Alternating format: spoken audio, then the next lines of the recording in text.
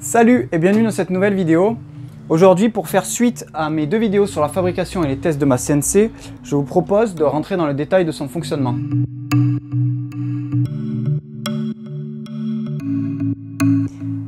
Le système de guidage de la machine repose sur 3 rails motorisés identiques montés ensemble. Donc ici on en a un de chaque côté qui représente l'axe des Y en profondeur, qui fonctionne ensemble. Un central qui représente l'axe des X qui est identique aux deux sur les côtés. Nous avons aussi un troisième axe ici représenté par un petit chariot élévateur qui permet de descendre ou monter la fraise. Le moteur de fraisage, lui, est un moteur acheté sur internet qu'on peut trouver à peu près sur tous les sites de revente. La principale particularité de cette machine est qu'elle est essentiellement imprimée en 3D. Donc toutes les pièces en orange que vous pouvez voir sont imprimées en 3D. Seuls les rails et les tiges filetées ont été achetés. Le fonctionnement du rail motorisé est simple. Nous avons un chariot muni de roulettes et de roulements qui évolue sur un profilé aluminium et sur des tiges lisses. Les tiges lisses ne sont pas indispensables, elles permettent juste d'élargir le rail pour qu'il résiste mieux à la torsion. Le chariot est muni de roulettes en nylon qui lui permettent de ne jamais rentrer en contact avec le profilé aluminium. Il y a toujours un petit jeu de 1/2 mm entre le chariot et le profilé aluminium, ici.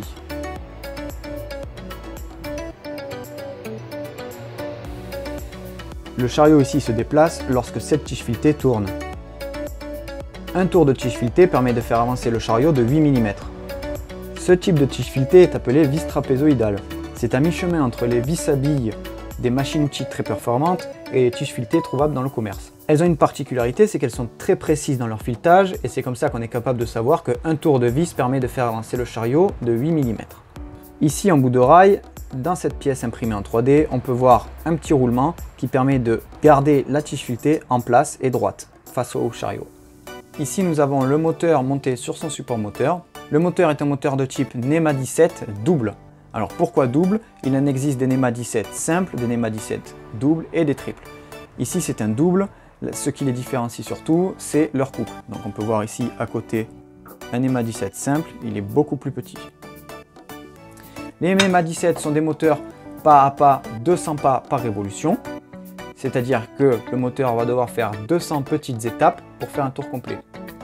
Ici, le moteur est couplé à la tige filetée par un coupleur souple. Donc c'est une sorte de ressort en aluminium qui permet de compenser les petites irrégularités de la tige filetée. Le chariot du rail central, lui, est un tout petit peu différent des deux autres. C'est-à-dire qu'il a une patte ici en haut avec des pas de vis et pareil en dessous qui permettent de visser ces petits supports ici et ici.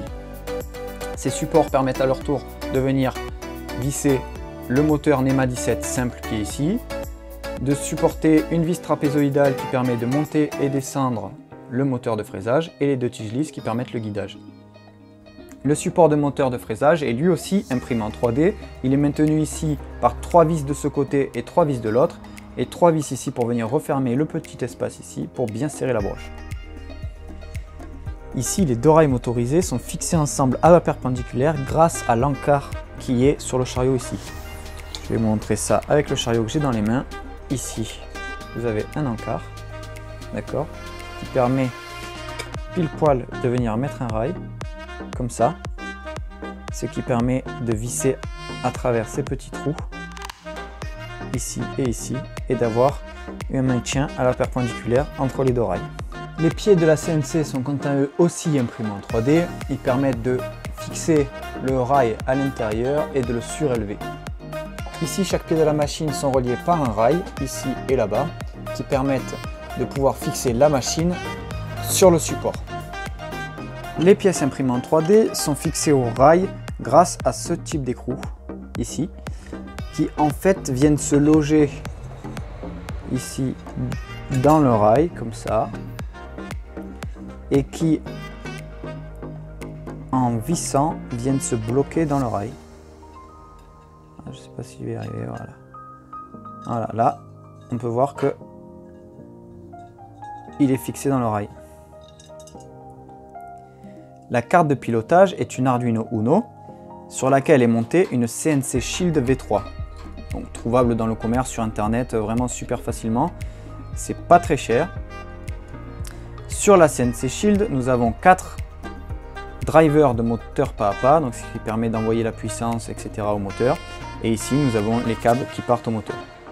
Ici, nous avons un petit câble USB qui permet d'aller jusqu'à l'ordinateur pour être piloté. La machine est alimentée par deux alimentations, une pour la broche de fraisage, munie de son potentiomètre pour régler la vitesse, et une 12 volts qui alimente la carte Arduino et les moteurs pas à pas.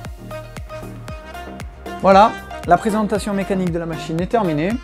Pour information, j'ai utilisé le logiciel Blender pour modéliser les pièces que j'ai imprimées en 3D.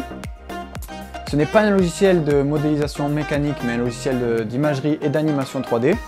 Mais une fois bien paramétré, on peut s'en servir pour modéliser des pièces mécaniques comme celle-ci.